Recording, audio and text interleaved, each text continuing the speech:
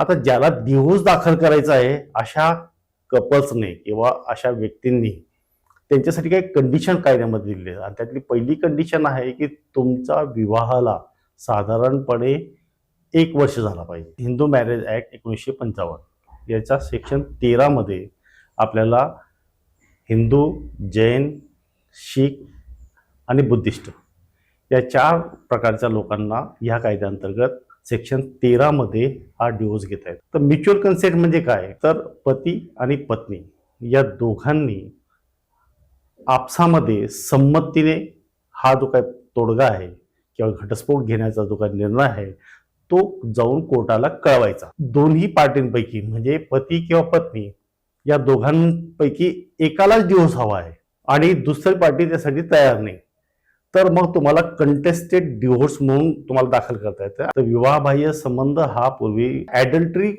Indian Pinal code प्रमाणे पूर्वी गुन्हा होता, परंतु तो सुप्रीम कोर्टाचा एका जजमेंट प्रमाणे आता तो गुन्हा राहिलेला नाही.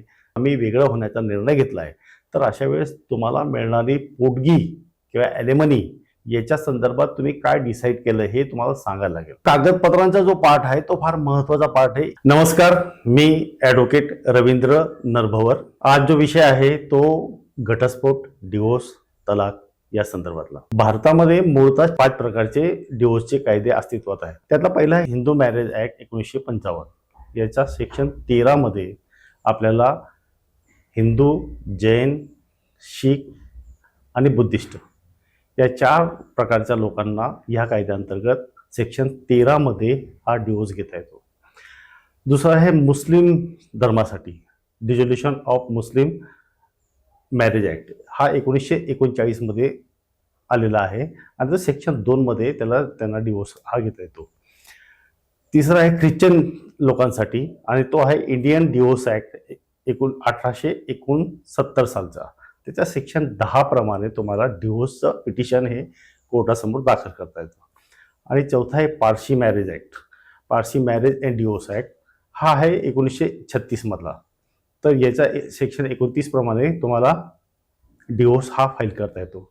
आणि ज्या लोकांनी आंतरधर्मीय, आंतरजातीय किंवा आंतरराष्ट्रीय अशा स्वरूपाचा जर काही विवाह झाला असेल, 2 वेगवेगळ्या धर्मामधल्या, 2 वेगवेगळ्या जातींमधल्या किंवा वेगवेगळ्या धर्मातल्या लोकांनी जर विवाह केला असेल तर अशा लोकांचा विवाह विच्छेदन किंवा घटस्फोट हा स्पेशल मॅरेज ॲक्ट 1954 याच्या सेक्शन 27 अंतर्गत तुम्हाला मेहरबान कोर्टामध्ये फाईल करता येतो.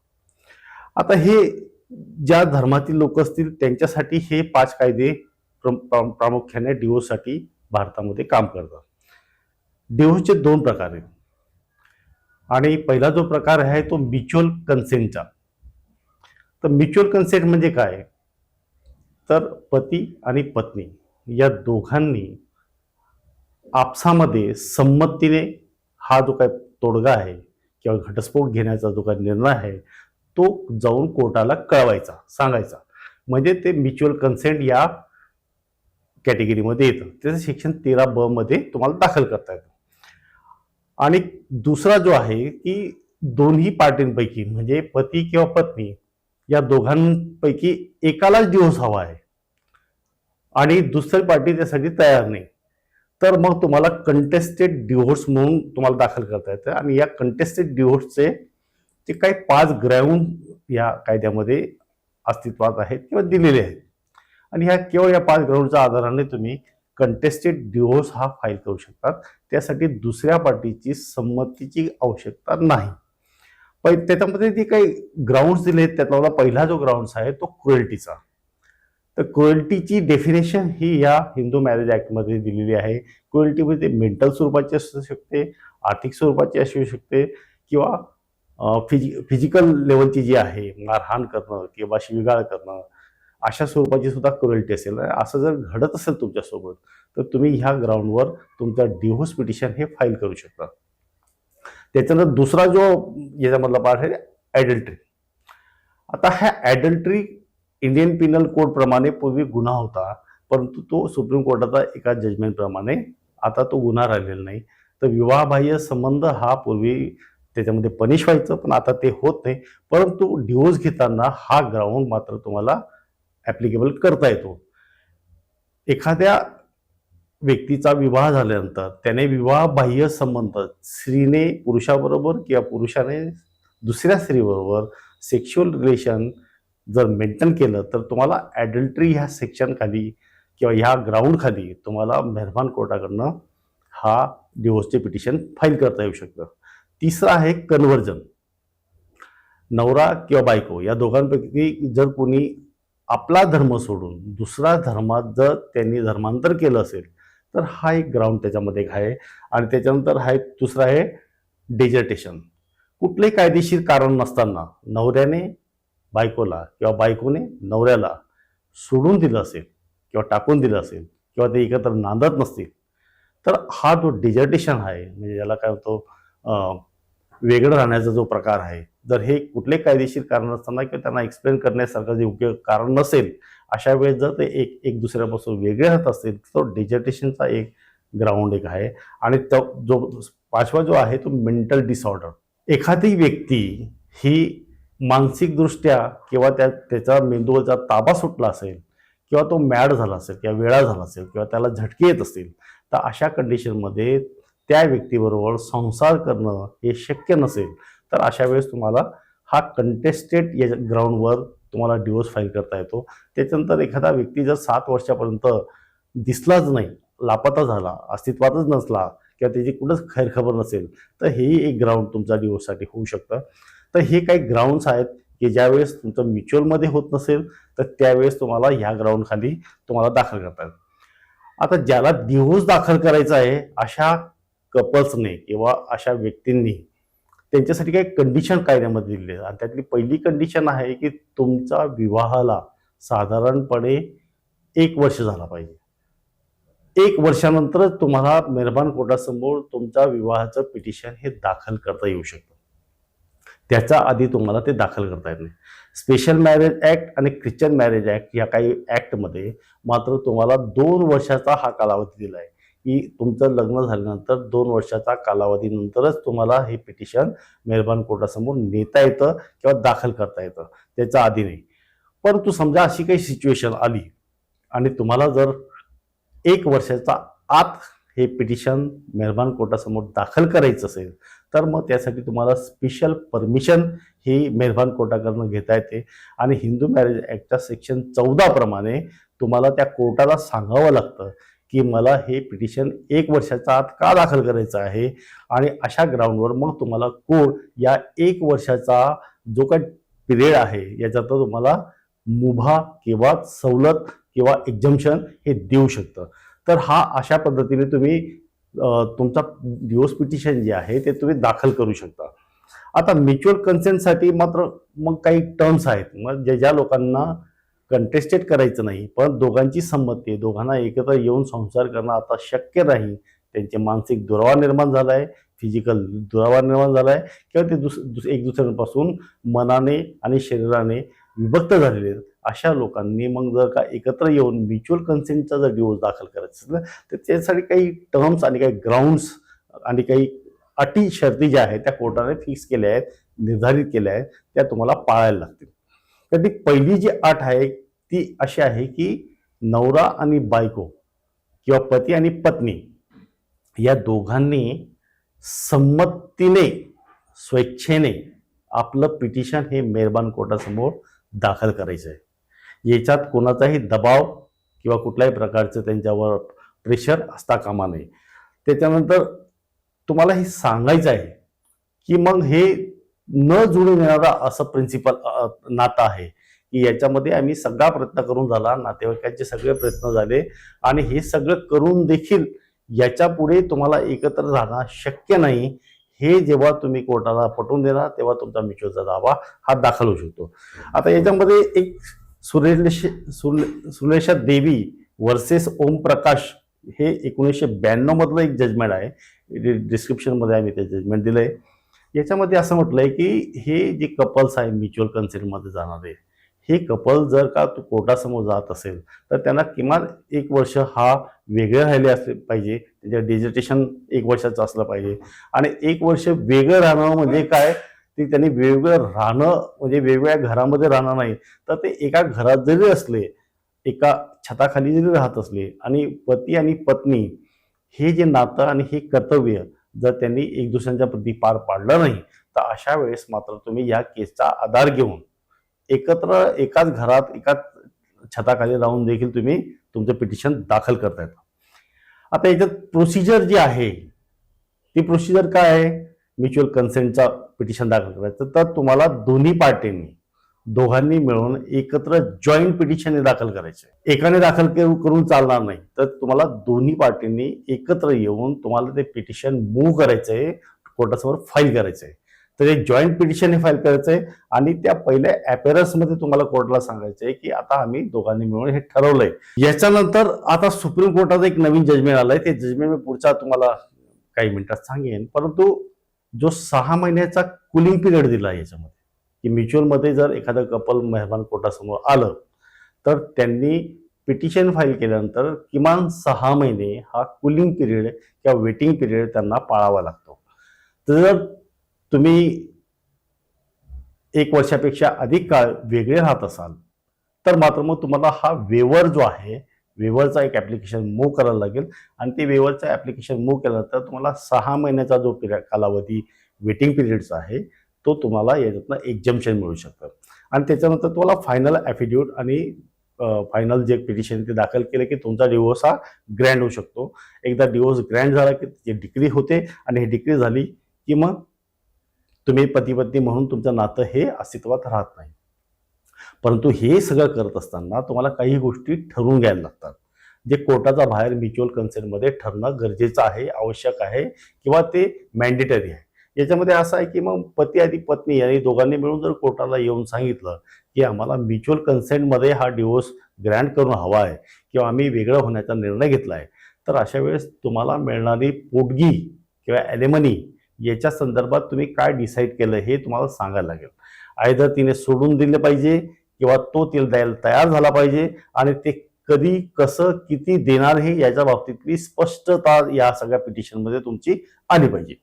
दुसरं आहे, जर याच्यामध्ये तुम्हाला काही मुलं झाली असतील, या विवाह संबंधातनं जर मुलं असतील तर अशा लोकांनी या मुलाची कस्टडी कोणाकडे राहील किंवा जो दुसरी पार्टी त्याला भेटण्याचं किंवा त्याच्या एज्युकेशनचं किंवा त्याला ॲक्सेस जो आहे तो फोनवर भेटू शकतो, प्रत्यक्ष भेटू शकतो, घेऊन जाऊ शकतो, सोबत राहू शकतो, व्हॉटेवर जे काय असेल हे तुम्हाला कोर्टाला सांगावं लागेल की या मुलाच्या बाबतीत आम्ही काय ठरवलंय. तिसरं, याला सगळ्यात महत्त्वाचा मुद्दा आहे की एकदा जर का तुमचं पती पत्नीचं नातं समाप्त झालं की त्याच्यानंतर नवऱ्याच्या मिळकतीमध्ये किंवा बायकोच्या मिळकतीमध्ये एक दुसऱ्यांचं जे काही हिस्से असतील किंवा वाटप असेल किंवा त्यांचं काय इंटरेस्ट असेल तर तो सुद्धा तुम्हाला या म्युच्युअल कन्सेंटमध्ये आधी ठरवायला लागेल की या प्रॉपर्टीच्या बाबतीत तुम्हाला करायला काय लागणार आहे.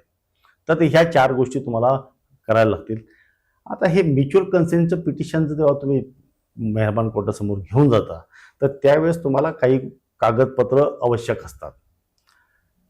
तर तो कागदपत्रांचा जो पार्ट आहे तो फार महत्त्वाचा पार्ट आहे, इसेन्शियल पार्ट आहे, मॅन्डेटरी पार्ट आहे. आणि त्याच्यामध्ये मग जे तुम्हाला म्युच्युअलमध्ये डिवोर्स पाहिजे तर तुम्हाला लग्नाचा पुरावा त्या ठिकाणी द्यायला लागणार आहे. मग तुमचं मॅरेज सर्टिफिकेट असेल, लग्नपत्रिका असेल, लग्नाचा फोटो असेल, कार्यालयाचं प्रमाणपत्र असेल, तर ह्या सगळ्या गोष्टी तुम्हाला मेहरबान कोर्टासमोर हजर करायला लागतील. त्याचबरोबर ॲड्रेस प्रूफ, तुम्ही आत्ता सध्या कुठं राहता, तुम्ही ज्या कोर्टात जाणार आहे त्या कोर्टाच्या कार्यक्षेत्रामध्ये राहतात का, तर याचा प्रूफ म्हणून तुम्हाला तुमचा घराचा पुरावा द्यायला लागेल, लाईट बिल द्यायला लागेल. भाड्यानं राहत असाल तर तुम्हाला भाडेकरारनामा द्यायला लागेल. भाडेकरारनामा नसेल तर तुम्हाला मालकाचं हे प्रतिज्ञापत्र की हे लोक या ठिकाणी राहतात आणि यांनी कोर्टात केस फाईल करायला माझी काय हरकत नाही, माझा पत्ता वापरायला काय हरकत नाही, अशा प्रकारचा एक ॲफिडेविट मालकाचं तुम्हाला द्यायला लागेल. त्याचबरोबर तुम्हाला तुमचा दोघांचा ID प्रूफ, गव्हर्नमेंटने रिलीज केला आधार कार्ड असेल किंवा मतदान कार्ड असेल किंवा पासपोर्ट असेल, तर अशा कुठल्याही स्वरूपातलं एक डॉक्युमेंट्स तुम्हाला तुमचं याच्यामध्ये तुम्हाला द्यायला लागणार आहे. तर हे सगळं दिल्यानंतर मात्र तुम्हाला हे पिटिशन फाईल करतं. आता हे पिटिशन फाईल करायचं कुठं, तर याचे काही ज्युरिडिक्शन फिक्स केलेलं आहे या कायद्यामध्ये. ज्या ठिकाणी तुमचं लग्न झालंय त्या गावाच्या कोर्टामध्ये, म्हणजे त्या शहरामध्ये तिथल्या कोर्टामध्ये तुम्हाला करता येईल. किंवा ज्या ठिकाणी मुलगी ज्या ठिकाणी राहते तिच्या आई वडिलांचं स्थळ जे असेल ते स्थळ जे आहे ते सुद्धा तिथं सुद्धा तुम्हाला हे पिटिशन फाईल करता येईल, किंवा मुलगा ज्या ठिकाणी राहतो तर त्याच्या शहरामध्ये सुद्धा हे फाईल करता येईल, किंवा हे दोघं विभक्त होण्याच्या आधी ज्या शहरात राहत होती त्या शहरात देखील तुम्हाला फाईल करता येईल. आणि मग ह्या ठिकाणी तुम्हाला तुमचं पिटिशन कोर्टासमोर घेऊन मग तुमचा हा दावा तुम्हाला चालवता येऊ शकतो. आता हे ज्युरिडिक्शन जे आहे हे 2 प्रकारचं फिक्स केलंय. जे लोक मेट्रोपॉलिटन शहरामध्ये राहतात, जसं मुंबई, पुणे, नाशिक, नागपूर, औरंगाबाद अशा ठिकाणी राहतात, अशा ठिकाणी 1989 मध्ये फॅमिली कोर्ट ऍक्ट हा पास झाला आहे.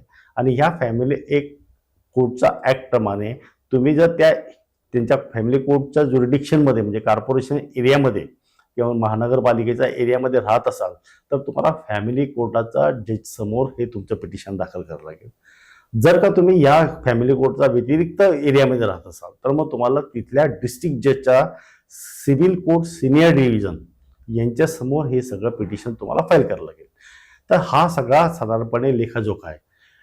आता हा साधारणपणे म्युच्युअल कन्सेंटचा जो कायदा, यातले तरतुदी किंवा यातले टर्म्स कंडिशन, यातले की पॉईंट्स मी या ठिकाणी तुम्हाला सांगितलंय.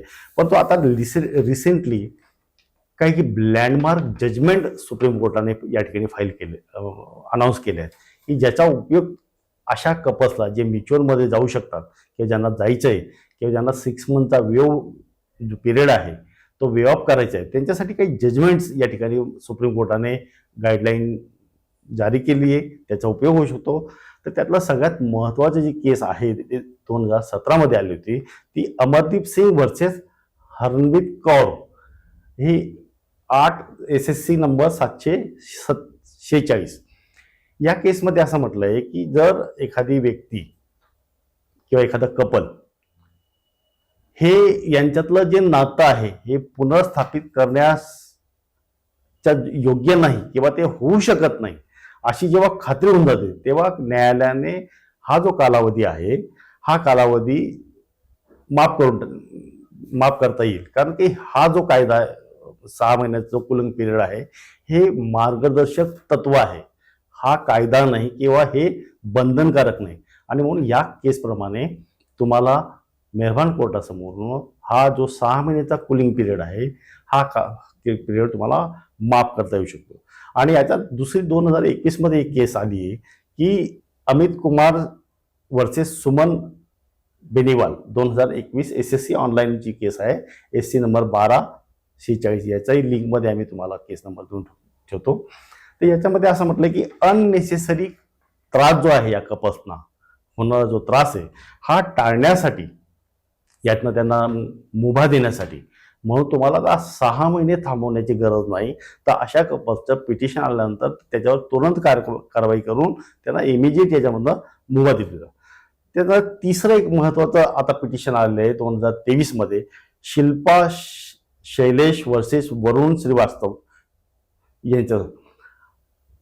याच्यामध्ये असं म्हटलंय की सुप्रीम कोर्टाला आर्टिकल 142 प्रमाणे इनहेरंट पॉवर्स आहे लॉ बनवण्याचा, आणि त्याच्याप्रमाणे सुप्रीम कोर्ट देखील जर या कायद्यामध्ये काही बदल झाला नाही किंवा केला नाही की अमेंडमेंट झाली नाही 6 महिने वेवरच्या संदर्भातली, तर सुप्रीम कोर्ट सुद्धा या केसमध्ये डायरेक्ट त्यांना एक्झम्पशन देऊ शकतं. अशा स्वरूपाचा एक महत्त्वाचा निर्णय या ठिकाणी आहे. म्हणजे थोडक्यात काय, तर ज्या लोकांना म्युच्युअलमध्ये आता डिवोर्स घ्यायचा आहे त्यांना आता 6 महिने थांबायची आवश्यकता नाही.